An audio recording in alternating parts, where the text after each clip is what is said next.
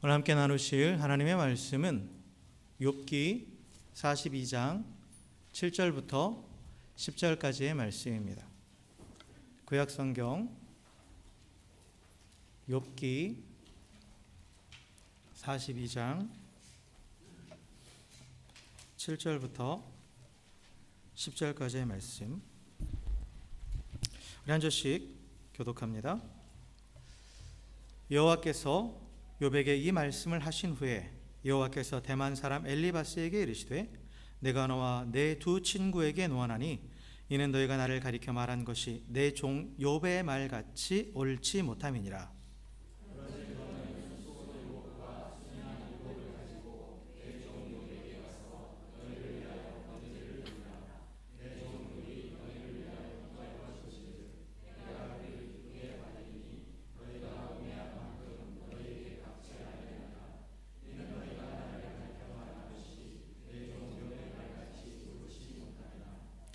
이에 대만 사람 엘리바스와 수아 사람 빌닷과 나아마 사람 소발이 가서 여호와께서 자기들에게 명령하신 대로 행하니라.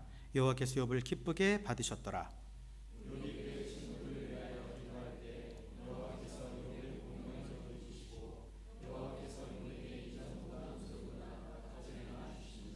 아멘, 아멘. 할렐루야, 할렐루야. 네, 우리 옆에 계신 분하고 이렇게 인사하겠습니다. 주의 사랑으로 사랑하고 축복합니다. 이렇게 인사하겠습니다.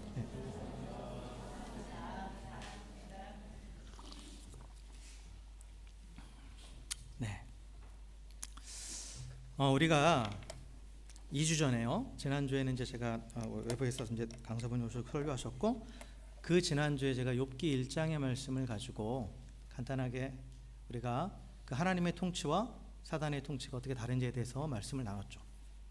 그래서 사단은 이 땅을 다스릴 때에 뇌물과 협박으로, 그래서 뭔가 자기에게 자기 말을 잘 들으면 상을 주고 또 말을 듣지 않으면 벌을 준다라는 그런 협박을 통해서 이 땅을 다스린다고 그렇게 말씀을 드렸어요.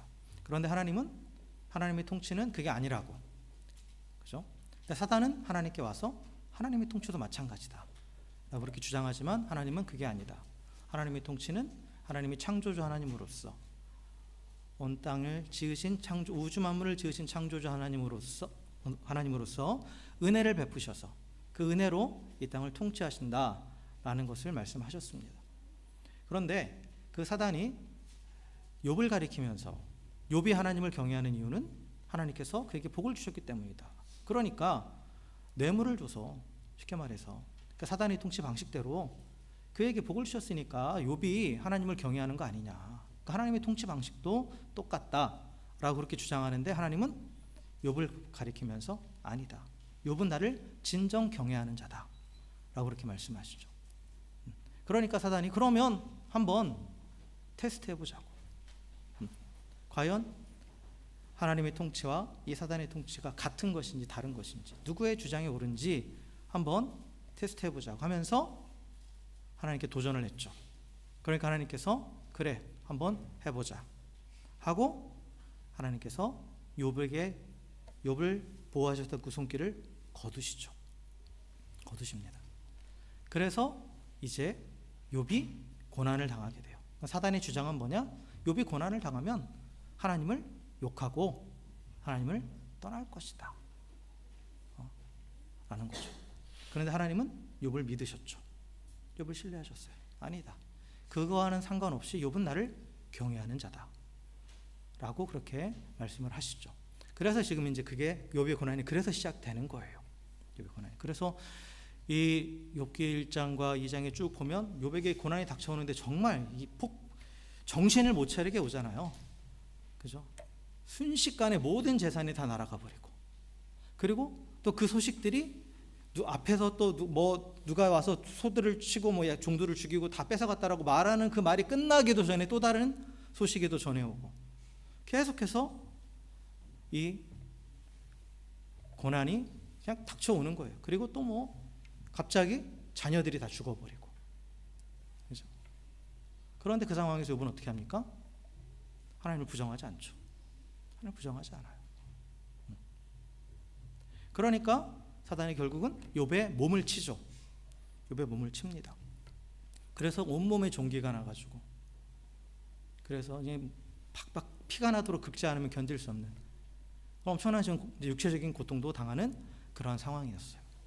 그럼에도 불구하고 욥은 사단의 기대대로 하나님을 부정하거나 하나님을 부인하면서 하나님을 떠나지 않았습니다. 근데 이때 누가 찾아옵니까? 욥에게 4명의 친구가 찾아오죠. 4명의 친구가 찾아옵니다.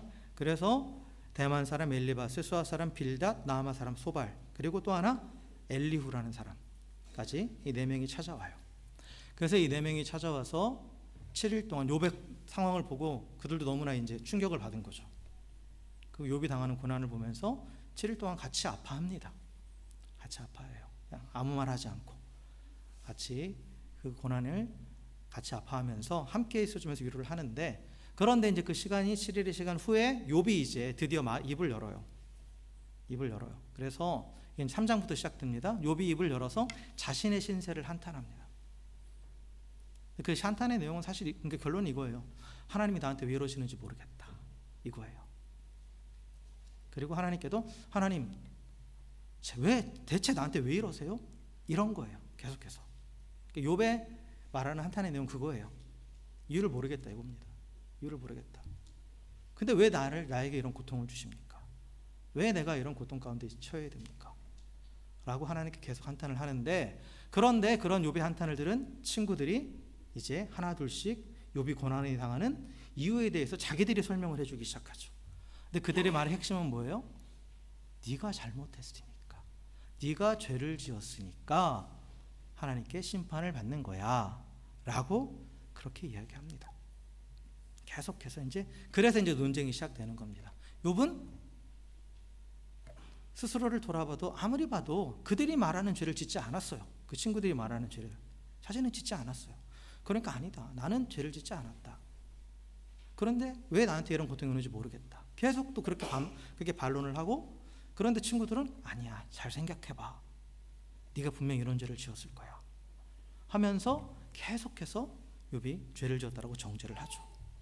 이러한 논쟁이 계속되는 게 이제 욥기 3장부터 37장까지의 내용이에요.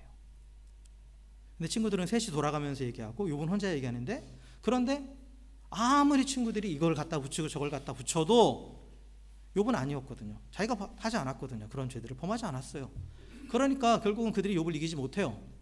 그래서 이제 잠잠해지죠. 그런데 이제 엘리후라는 사람이 나서서 욥의 행위에 대해서 말하는 게 아니라 하나님에 대해서, 하나님이 어떤 분이시에 대해서 막 얘기를 하기 시작합니다. 좀 다른 궤를 달리해서 이제 얘기를 하는 거예요. 욥의 상태에 대해서. 그래서 이렇게 이제 논쟁이 계속되는데, 그런데 이제 38장에 드디어 하나님이 등장하시죠. 하나님 등장하세요.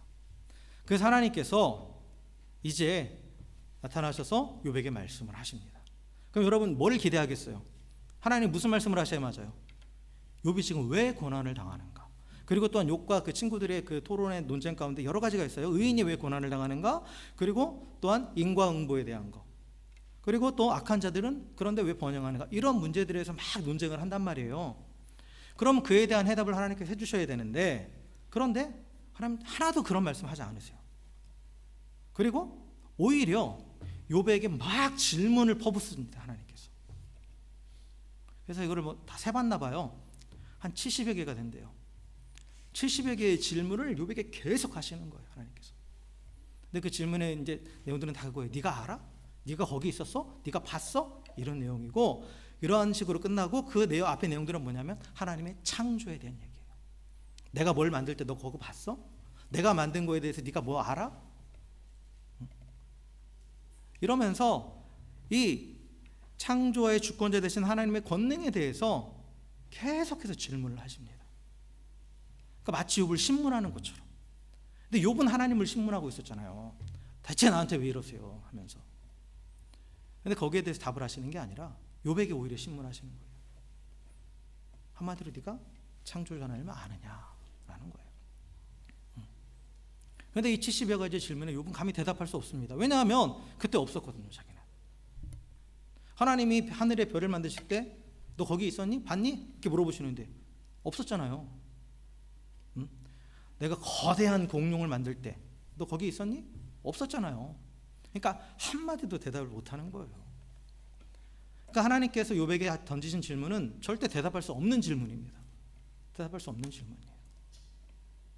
하나님께서 이 질문을 왜 하셨을까요?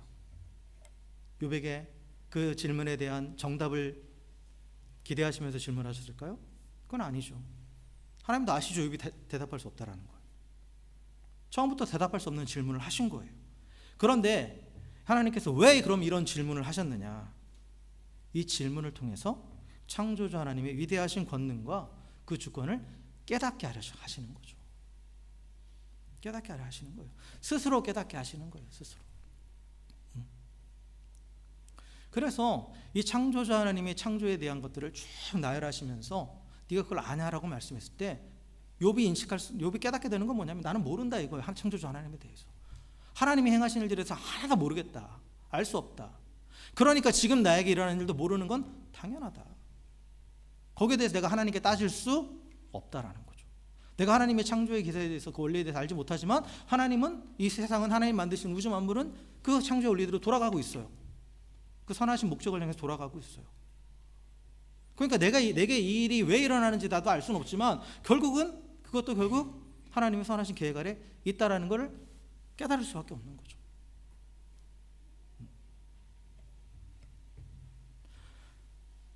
그러니까 하나님이 우주 만물을 지으시고 모든 것을 선하신 뜻대로 통치하시는 분이고, 그리고 그 하나님의 선하신 목적을 이뤄가시는 분인데 거기에 욥을 비롯한 어떠한 인간도 개입할 수 없다라는 거예요.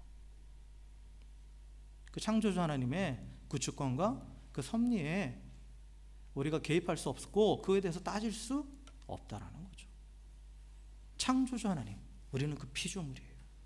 그것을 분명하게 하나님께서 분별하게 하시는 거예요. 그러니까 욥이 깨닫죠. 그래서 이제 오늘 이 42장 이 앞부분들에 있지 않은 이 앞부분에서 이렇게 고백해요. 내가 깨닫지도 못하고 알지도 못하고 알 수도 없는 일을 자기가 말했다라고 고백해요. 그러니까 내가 다 알지도 못하면서 말했다 이거죠. 그리고 무지한 말로 이치를 가린 자신의 행위에 대해서 회개합니다. 이 앞에 보면. 그러니까 무지한 말이라는 건 내가 모르고 떠들었다 이거예요. 그러면서 하나님의 법에 대해서, 하나님의 통치에 대해서, 하나님에 대해서 내가 그렇게 말했다 이거예요. 그거에 대해서 지금 회개하고 있어요. 그리고 또 무엇을 얘기하냐? 전에는 하나님에 대해서 귀로 듣기만 하였는데 이제는 눈으로 하나님을 배운다고 고백하죠. 이건 뭐냐면 욥이 하나님을 안 믿은 건 아니에요. 창조주 하나님을 믿었어요. 그리고 끝까지 그 하나님을 향한 믿음을 잃어버리진 않았습니다. 잃어버리진 않았어요. 그런데 이런 고난 앞에서 사실 흔들리는 거예요. 그러한 믿음이. 그리고 그러한 믿음의 근거로 삼았던 자기가 지금까지 들어왔던 이야기들, 하나님에 대해서 들어왔던 이야기들. 근데 그게 한계가 있었다는 걸 깨닫는 거죠. 그런데 내가 지금까지 가지고 있었던 나의 하나님을 향한 그 지식으로는 나의 믿음이 이렇게 흔들렸는데 직접 이제 하나님을 대면해서 보니까 그 모든 의심들이, 하나님을 향한 그 모든 불평이 사라져버린 거예요. 욥이 잘한 게 한 가지 있어요.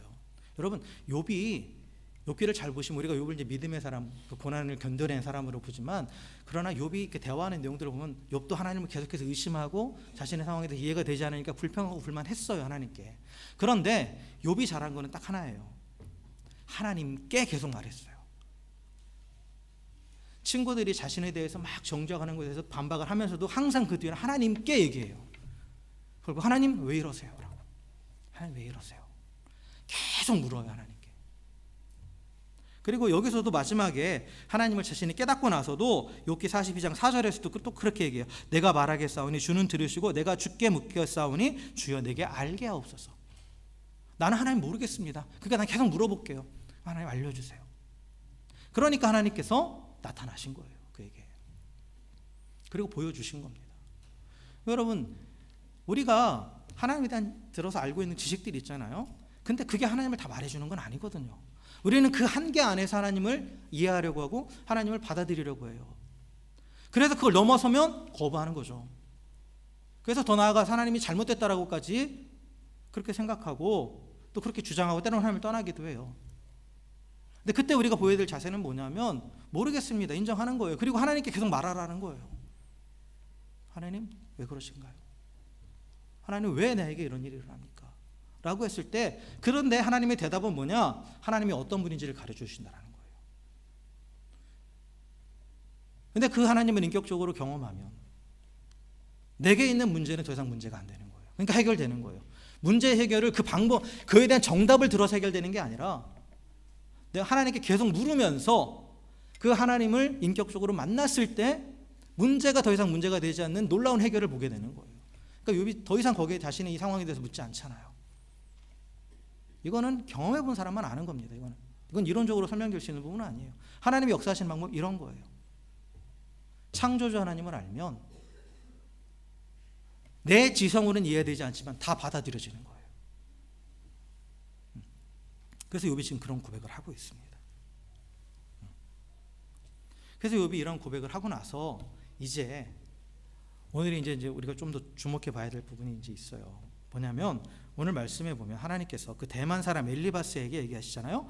이 엘리바스, 그러니까 욥을 계속해서 정죄했던 세 명의 친구 중에 이제 대표를 이제 엘리바스에게 이렇게 7절에서 이제 말씀을 하십니다. 그런데 이 7절의 말을 원어적인 의미를 살려서 좀 더 정확하게 이 뉘앙스를 살려서 해석하면 이거예요.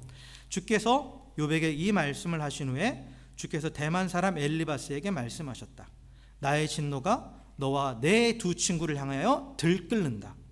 왜냐하면 너희가 나의 종 욥처럼 나를 향해 바르게 말하지 않았기 때문이다 라고 이렇게 해석이 됩니다. 하나님께서 이 엘리바스와 그리고 빌닷과 그 다음에 누구죠? 소발 이 사사람에 대해서 어떻게 하고 있다고요? 진노가 들끓고 있다고 말하죠. 하나님이 진노하고 계신다라고 말해요. 무서운 말이죠. 무서운 말이에요. 그리고 오히려 욥을 향해서는 욥이 나에 대해서 그래도 옳게 말했다 이렇게 말씀하시죠.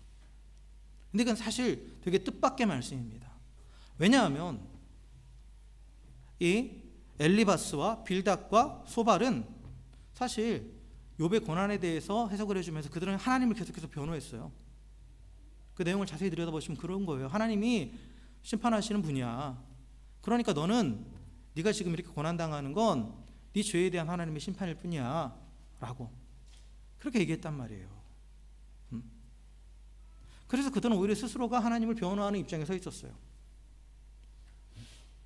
그리고 욥은 아까도 말씀드렸지만 나 모르겠다, 근데 하나님 나한테 왜 이러세요 하고 계속해서 하나님께 의심하고 원망했던 그런 내용들이에요. 그런데 하나님은 하나님을 변호한 욥의 친구들을 대해서 오히려 그들의 말이 잘못됐다라고 말씀하시고 그들에 대해서 진노하고 계신다고 하시고, 그리고 오히려 의심하며 또한 원망했던 욥을 향해서는 네 말이 옳았다라고 말씀하세요. 왜 이렇게 말씀을 하셨을까? 이걸 우리가 한번 좀 더 짚고 넘어가야 될 필요가 있죠. 자, 욥의 세 친구가 주장하는 그 욥이 고난당하는 이유는 뭡니까? 아까도 말씀드렸죠. 그건 뭐예요? 네가 죄를 지었으니까 벌 받는 거야. 그 죄에 대한 대가야. 한마디로 인과응보라는 거죠. 인과응보고 권선징악의 원칙이죠. 그잖아요. 인과응보, 권선징악. 우리가 살아가는 이 세상, 이 세계에 이게 적용돼야 되는 그런, 어떻게 보면 도덕률이에요. 도덕률. 이거는. 그러니까 이 도덕률이라는 게 뭐냐면 모든 사람들에게 도덕적 행위의 기준이 되는 보편타당한 법칙을 도덕률이라고 하거든요. 그러니까 이러한 기준이 있으니까 사람들이 도덕적으로 살아야 된다 이거예요. 뿌린 대로 거둔다. 네가 행한 대로 다 보응받는다. 그리고 선을 행하면 상을 받고 악을 행하면 벌을 받는다. 이게 이제 인간들이 법 위에 그 도덕률로서 자리 잡고 있는 그런 지배적인 그러한 사상이죠. 그리고 이 도덕률은 사실 하나님의 공의에서 비롯된 게 맞아요. 하나님은 공의로우신 분이죠. 하나님은 법을 바로 세우시는 분이고, 그리고 또한 그 법을 어긴 자에 대해서는 또 심판하시는 분이에요.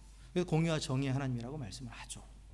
그래서 이 인간의 세상에서 말하는 이 권선징악의 원칙, 인과응보의 원칙, 이 도덕률은 하나님의 공의의 차원에서 나온 것이기 때문에 일면 맞는 말이긴 합니다.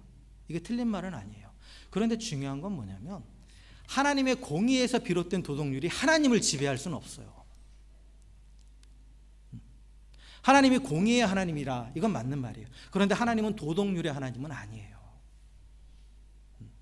하나님의 공의라는 개념에서 이 권선징악, 또 인과응보, 이런 도덕률이 나왔지만, 이 하나님의 공의라는 개념을 이렇게 크게 본다면 이 도덕률은 그 중에 극히 일부분이에요. 행위에 대한 보응, 이거는 극히 일부분이라는 거죠. 물론 하나님이 행위에 대해서 심판하신 분은 맞아요. 그러나 하나님이 하시는 모든 일들이 다 이 도덕률의 법칙에 적용되느냐? 이 도덕률의 법칙으로 해석할 수 있느냐? 그건 아니에요. 그건 아닙니다. 이 도덕률의 법칙이 적용되고 해석되는 건 인간의 행위예요. 자연인의 행위입니다. 자연인의 삶의 모습이에요. 이걸 하나님께 적용할 수는 없어요. 그런데 이 욥의 세 친구가 뭐를 잘못한 거냐면, 하나님도 이 도덕률이라는 이 틀 안에 가둬버린 거예요. 그래서 욥에게 허락하신 고난을 도덕률로 판단하면, 인과응보라는 개념, 권성징악이라는 개념으로 판단하면 그들이 내린 결론은 뭐예요? 너 고난받았지? 그래, 넌 죄 지은 거야. 이거죠? 이거예요. 그렇기 때문에 이들은 집요하게 그 욥을 계속해서 죄를 추궁해요. 진짜 막 신문하는 것처럼 유도신문도 하고 하면서. 그러면 나중에 어떤 것까지 나오냐면, 정말 욥을 파렴치한으로 만들어요. 나중에 네가 이웃의 아내를 탐했지? 너 가난한 자들에게 돌보지 않았지? 너만 위해서 먹고 살았지? 막 이러면서 원색적으로 비난합니다. 나중에는 그들의 비난의 강도를 보면, 하지도 않은 일을, 그들이 증거도 없어요. 욥이 그렇게 따라하는 증거도 없습니다. 들어본 적도 없어요. 그런데 자신들의 주장을 뒷받침하기 위해서, 욥이 지금 당하는 것은, 고난당하는 것은 그 죄 때문이라는 그것을 뒷받침하기 위해서 결국 이들이 해야 되는 건 뭐예요? 욥을 죄인을 만들어야 되는 거예요. 그러니까 하지도 않은 일을 했다고 단정하면서 욥을 비난하고 있습니다.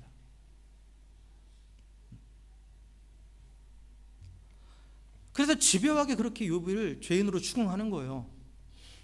왜냐하면 둘 중에 하나예요. 그러니까 욥이 지금 고난받고 있다. 그런데 이 고난은 죄에 대한 심판이다. 하나님은 정의로우신 분이니까 죄에 대해 심판하셔서 욥을 죄 심판하시는 거니까 따라서 욥은 죄인이다. 이런 결론이 나오든지, 아니면 만약에 욥이 죄인이 아니라면 누가 잘못된 거예요? 하나님이 잘못된 거잖아요. 이들이 가지고 있는 도덕률 안에만 하나님이 갇혀 있으면, 그 모든 하나님의 행위를 이 도덕률 안에서만 해석한다면, 그걸 벗어날 수 없다면, 만약에 욥이 죄인이 아니고 의인이라면, 그가 죄를 짓지 않았다면, 그러면 그 욥에게 고난을 주신 하나님은 뭐가 되는 거예요? 불의한 분이 되는 거잖아요. 근데 차마 그건 할 수 없는 거예요. 이들은 나름대로 또 하나님에 대한 막연한 지식은 갖고 있으니까. 그러니까 이들은 끈질기게 욥에게 너 이런 죄 지었지, 이런 죄 지었다면서 막 원색적인 비난을 하는 겁니다. 그런데 결국은 어떻게 돼요? 욥이 인정합니까? 인정하지 않죠. 왜요? 자기는 그런 죄를 짓지 않았으니까. 자기는 그런 죄를 짓지 않았어요. 그러니까 자신들의 주장을 증명하지 못하고 그냥 침묵해버린 거예요. 더 이상 할 말이 없는 거죠. 그런데 이게 결국은 어떤 결론이 나버린 거예요. 그러면 말은 안 했지만 하나님을 불의한 분으로 만들어버렸잖아요. 이들은 이 도덕률의 틀 안에서 하나님을 가둬버리고 판단을 해버리니까. 그러니까 나중에 엘리후라는 사람이 분노한 거예요. 하나님을 그렇게 만들었다고 너희들이. 하나님도 마찬가지예요. 하나님을 그러한 도덕률의 지배를 받는 피조물의 수준으로 끌어내리고, 그리고 그 기준에서 하나님을 불의한 존재로 만들어 버렸기 때문에, 그래서 너희들이 어리석게 말했다. 나중에 보면 우매하다라는 표현이 나오죠. 뭐라고 나오죠? 여기에 8절에 보면 우매하다, 너희가 우매하다. 이 우매하다라는 말이 원어적인 의미를 찾아보면 신성모독하다라는 의미가 있어요. 하나님을 모독했다라는 거예요. 그들이. 그러니까 이 인간에게, 자연인에게, 이 세상에 적용되는 이 도덕률을 가지고 하나님을 그 안에 가둬버리기 때문에, 결국은 자신의 이러한 부족한 하나님에 대한 지식을 가지고 그것이 전부인 양 하나님을 재단해버렸기 때문에 이런 일이 벌어진 거예요. 그리고 또 이들의 주장은 결국 누구의 주장과 마찬가지가 되느냐? 사탄의 주장과 마찬가지가 되는 거예요. 하나님을 이 도덕률의 틀 안에 가둬버리면 잘하는 자에게는 상 주고 잘못하는 자에게는 벌 주는, 그래서 때로는 복을 주기도 하고 때로는 심판하기도 하면서 이렇게 뇌물과 협박으로 두려움으로 인간을 다스리는, 인간생을 다스리는 그런 사단의 원리가 동일하게 하나님께 적용되어 버리는 거죠. 그러니까 하나님께서 이들에게 진노하신 거예요. 그러니까 왜 이런 오류가 발생하느냐? 아까도 말씀드렸지만 하나님에 대한 한정된 지식을 갖고 있으면 그것을 내가 하나님을 다 안다고 생각하는 게 문제인 거예요.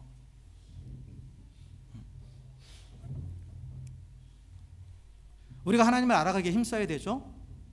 할렐루야. 예, 좀 이제 정신을 차리시고, 좀 어려운 얘기긴 하지만 조금 바꿨죠. 예.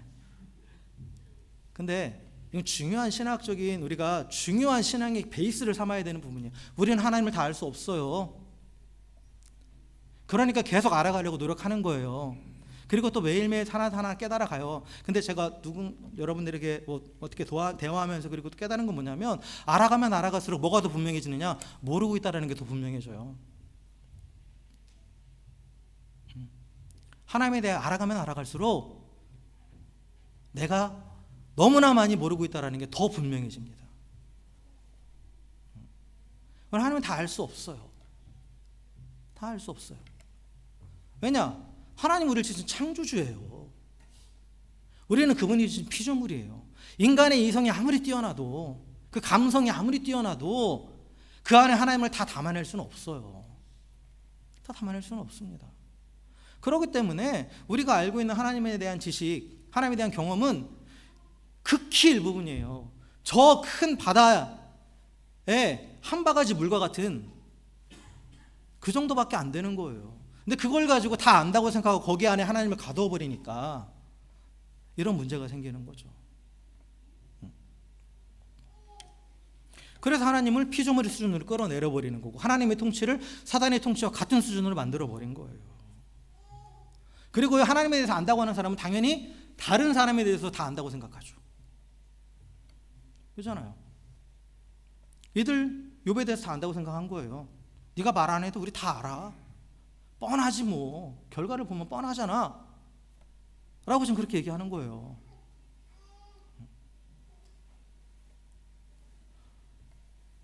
그리고 그걸 주장할 수밖에 없어요. 왜냐하면 그래야만 자기가 알고 있는 그 하나님에서 안다라는 말이 옳은 게 되니까. 이게 하나님을 안다고 생각하는 사람이 가지고 있는 모습이에요. 우리가 한번 잘 생각해 봐야 돼요. 신앙생활 오래 하고 하나님을 만나다 보면 하나님을 알아가죠. 그런데 내가 아는 하나님이 전부가 돼버리면 그 틀 안에 갇혀서 하나님도 판단하게 되고, 그리고 나아가서 내가 알고 있는 그 기준을 가지고 다른 사람도 쉽게 판단하게 돼요. 그럼으로써 거기에 모든 걸 다 맞춰가려고 그래요. 욥의 친구들처럼. 그게 교만입니다. 다른 게 아니에요. 우리가 하나님보다 높아진다라는 그 교만이 내가 정말 제 스스로를 신격화하고 막 이렇게 하는 게 아니라 하나님을 내 지식의 틀에, 내 이성의 한계에 가둬버리는 게 교만이에요.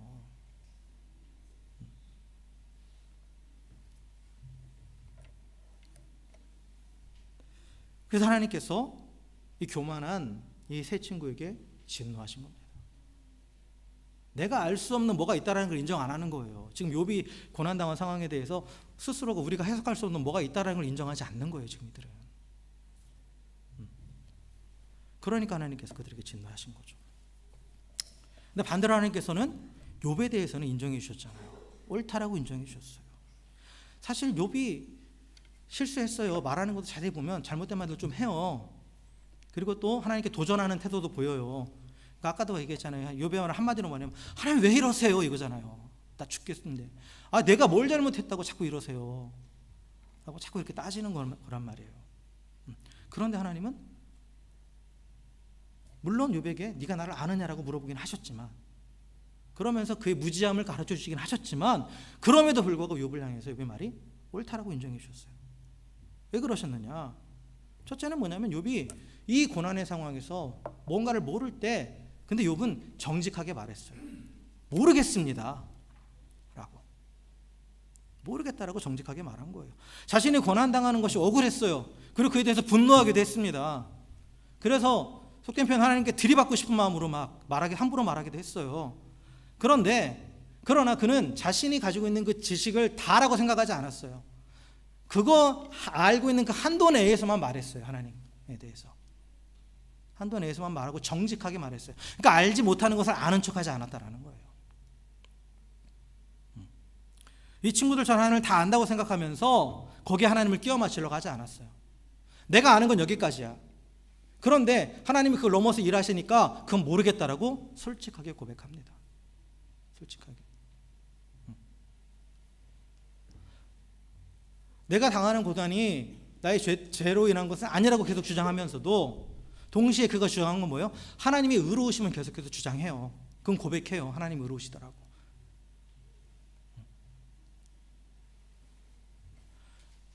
하나님을 불의하다고 욕하면서 등을 돌리지 않았다라는 거예요. 욥의 아내가 고통 가운데 있는 욥에게 와서 그 빗을 하나 꽂았잖아요. 그 욥기 2장에 보면 뭐라고 빗을 꽂아요? 그냥 하나님께 욕하고 죽으라고. 하나님께 욕하고 죽으라고. 하나님 저주하고 죽으라고. 뭐냐면 하나님 부인하고 그냥 빨리 끝내라고. 이렇게 괴로움 당할 바에.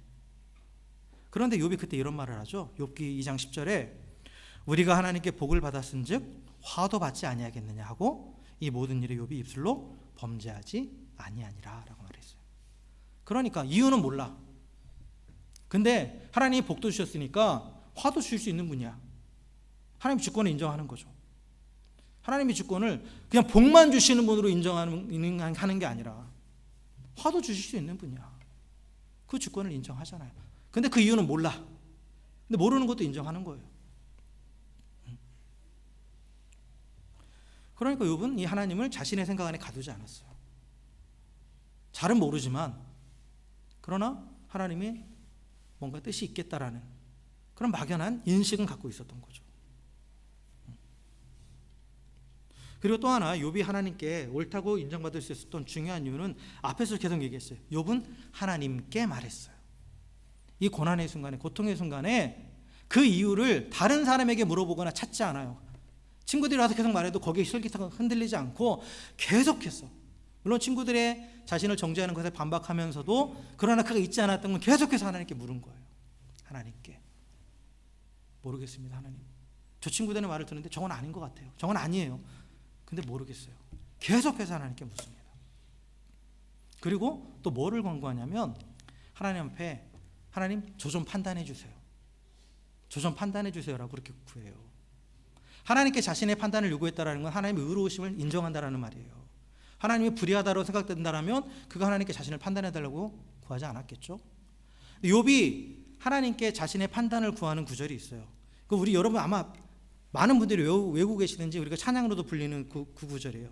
욥기 23장 10절 말씀에 보면 그러나 내가 가는 길을 그가 아시나니 그가 나를 단련하신 후에 내가 숨군같이 되어 나오리라 라는 이 말씀이에요. 근데 여러분 우리가 이 말씀 많이 오해하고 있어요. 이 말씀이 어떤 식으로 오해하고 있냐면 이 고난을 내가 겪고 나면 내가 정금같이 될 것이다. 그래서 하나님께 나를 지금 이 고난 가운데 나를 단련하고 계신다 라는 식으로 해석하고 계신데 여러분 원어적인 표현을 보면 그건 아니에요. 이게 영어 성경은 좀 더 정확하게 번역이 되어 있는데 이건 뭐냐면 욥이 하나님께서 이렇게 말하는 거예요. 하나님은 내가 지금 어디로 가고 있는지 아신다. 그러니까 내가 어느 길에 서 있는지 내 삶의 방식이 무엇인지 알고 계신다. 그리고 나서 만약에 그가 나를 테스트하신다면 하나님은 하나님께서 만약에 나를 테스트하신다면 내가 정금과 같이 순결하다는 것이 밝혀질 것이다 라는 그런 의미예요. 이게 그러니까 하나님께 자신에 대한 이 판단을 지금 구하고 있는 거예요. 하나님이 나를 판단하신다면 내가 저들이 말하는 것 같이 죄를 짓지 않았고 하나님 앞에 정말 최선을 다해서 거룩하게 살았다는 것이 드러날 것인데 그런데 왜 나에게 이런 일이 벌어지느냐라는 그런 의도에서 이런 말을 한 겁니다. 하나님의 판단을 구한 거예요. 하나님의 판단을. 그러니까 욥은 스스로도 자신을 판단하지 않고 그리고 또한 그 친구들의 판단, 다른 사람들의 판단에 자신을 맡기지도 않고 오직 누구에게 맡긴 거예요? 하나님의 판단에 자신을 맡긴 거예요. 그러니까 계속해서 그는 하나님께 말하는 거예요. 불평도 하나님께 하는 거예요. 원망도 하나님께 하는 거예요. Speak to God. 하나님께 계속 말한 거예요. 그러니까 하나님께서 그의 태도를 바르게 보신 거예요. 여러분, 우리가 하나님께 말할 때 항상 좋은 말만 하면 좋죠. 근데요, 안 될 때 많잖아요. 솔직히. 우리 솔직해져 봅시다. 항상 좋으세요? 항상 즐거우시고 다 이해되세요? 믿음이 좋으셔서 그러실 수 있어요. 근데 저는 안 돼요, 솔직히. 저는 안 되는 상황들도 많아요. 근데 많은 믿음의 사람들을 보면, 특별히 이제 우리 다윗의 시편을 보면, 다윗이 하나님께 항상 찬양만 한 게 아니잖아요. 근데 그는 항상 하나님께 말했어요. 불평도 했어요. 원망도 했어요. 죽겠다고, 힘들어 죽겠다고, 왜 나한테 이런 일이 일어나냐고. 다윗도 그렇게 했어요. 근데 하나님께 했어요. 항상. 그러니까 욥은 하나님께 한 거예요. 계속해서 그 말을. 그런데 욥의 친구들은 하나님에 관해서 말은 하지만 자기가 알고 있는 그 하나님에 관한 지식으로 스스로 판단자가 되어버렸고, 그들은 그래서 욥을 판단하고 나아가서 누구까지 판단한 거예요? 하나님까지 판단해버린 거예요. 그래서 하나님께서 그 친구들을 그 신성모독하는 자, 우매한 자라고 하시면서 그들에게 진노하신 거죠. 하지만 겸손히 하나님께 말하면서 하나님의 판단에 자신을 맡긴 그 욥의 말은 옳다라고, 그는 정당하다라고, 그의 말은 정당하다라고 인정해 주셨던 겁니다.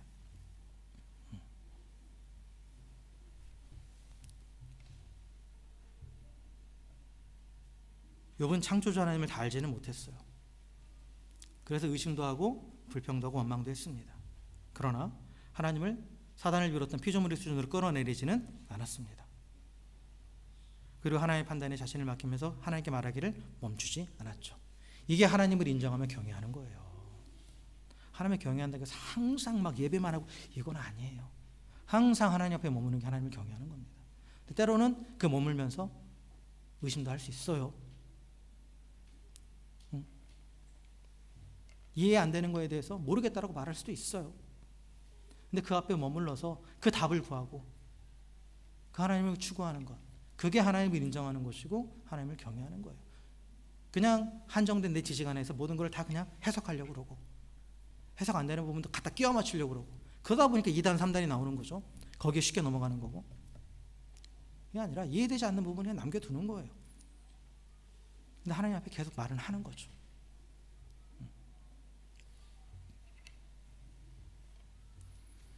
그래서 부족함이 있음에도 하나님은 그렇게 하나님께 말하면서 또 하나님의 판단을 구하는 자를 옳다고 인정해 주시고 또 그에게 말씀해 주시는 겁니다. 자, 말씀을 정리하겠습니다. 우리가 믿는 하나님은 우주 만물을 지으신 창조주 하나님이십니다. 그래서 피조물인 인간은 창조주이시고 주권자이신 하나님의 섭리를 다 알 수 없습니다. 물론 우리는 다 알아가도록 노력해야 돼요. 하나님께서 알아갈 수 있도록 말씀을 주셨어요. 그러나 분명히 말씀드리지만 우리가 아무리 많이 알아간다 해도 분명해지는 건 하나님을 다 모른다라는 것뿐입니다. 그래서 겸손하게 알아가셔야 돼요. 계속해서 알아가셔야 돼요. 계속해서. 여러분 신앙생활 오래 하시다 보면 들은 말씀 또 듣고 또 듣고 할 때도 있죠. 근데 내가 다 아는 말씀이다? 아니에요. 다 모르는 거예요. 또 새로운 것들이 깨달아지기도 해요. 저번에도 그래요. 똑같은 설교를 해도, 똑같은 성경 공부를 해도 할 때마다 새로워요. 때로는 게을러서 재탕하기도 하지만 그런데 놀랍게도 그 가운데서도 하나님께 새로운 것들을 보게 하세요. 그러니까 알 수 없어요. 다 알 수 없습니다. 그 하나님을 나의 생각대로 판단하면서 그 피조물의 수준으로 끌어내리지 마십시오. 하나님을 피조물의 수준으로 끌어내리는 것, 내 생각의 한계 속에 가두고 내가 옳다고 생각하는 하나님을 만들어내는 것, 그게 바로 우상입니다. 그리고 하나님을 그렇게 우상으로 전락시키면 하나님은 진노하시는 거예요. 물론 하나님은 피조물 세계에 들어오셨죠. 그리고 지금도 들어와서 함께하고 계세요. 그러나 이 하나님께서 이 스스로를 낮추셔서 이 피조물의 세계에 들어와 계신다고 해서 그분이 피조물과 똑같은 거냐? 그건 아니에요. 아시겠죠? 그러니까 그분의 속성까지도 피조물과 똑같은 수준으로 꺼내려서는 안 된다라는 거예요. 그리고 또한 하나님을 안다고 교만한 자들은 아까도 말씀드렸지만 다른 사람에 대해서 다 안다고 생각합니다. 그래서 네가 이래야 돼. 또 공동체에서도 이래야 돼. 교회가 이래야 돼. 그런 분들 참 많아요. 우리 여기는 없어요. 근데 교회가 그래야 되는 거 아니에요? 하면서 자기는 안 그러면서.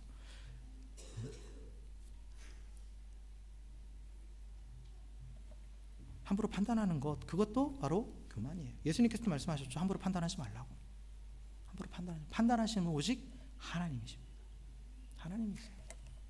그래서 이해가 되지 않고 또 뭔가 받아들이기 힘들 때는 그걸 가지고 다른 사람들 누군가에게 막 얘기하면서 그걸 토로하고 또 그거에 대해서 판단하고 이게 아니라 하나님께 가서 물어보시는 거예요. 하나님께. 하나님 모르겠습니다. 솔직하게 모르겠습니다. 그럴 때 하나님께서 그 의심이 사라질 수 있도록 찾아와 주시는 겁니다. 그래서 이해는 되지 않는데 받아들여지게 되는 거예요. 그게 놀라운 은혜예요. 하나님을 믿는다는 그 믿음이 우리가 이해하려고 노력은 하지만 아까도 말씀드린 다 이해는 안 되잖아요. 근데 받아들여지긴 하는 거예요. 이게. 그래서 이유를 알 수 없는 고난을 당할지라도 하나님의 위대하신 권능과 주권을 인정하며 그분의 기쁘신 뜻을 물으며 겸손히 인정하는 것이 피조물인 인간의 도리입니다. 그리고 이것이 바로 창조주 하나님을 인정하면서 그분을 경외하는 자예요. 사랑하는 성도 여러분, 어떤 상황에서도 겸손히 하나님의 뜻을 물으며 또한 그 하나님을 창조주 하나님을 인정함으로 하나님을 경외하는 우리 모두가 되길 주의 이름으로 간절히 축원합니다. 그럴 때 하나님께서 우리를 보시고 욥처럼 옳다라고 인정해 주실 겁니다. 그리고 그렇게 우리가 살아갈 때에 또한 이 땅에 그 하나님을 드러내고 또 하나님의 통치를 드러내는 증인이 될 줄 믿습니다. 그래서 이렇게 창조주 하나님을 인정하면서 그 하나님을 경외하는 삶으로 또 하나님의 영광을 나타내며 살아갈 수 있는 우리 모두가 되기를 다시 한번 주의 이름으로 간절히 축원합니다. 함께 기도하겠습니다.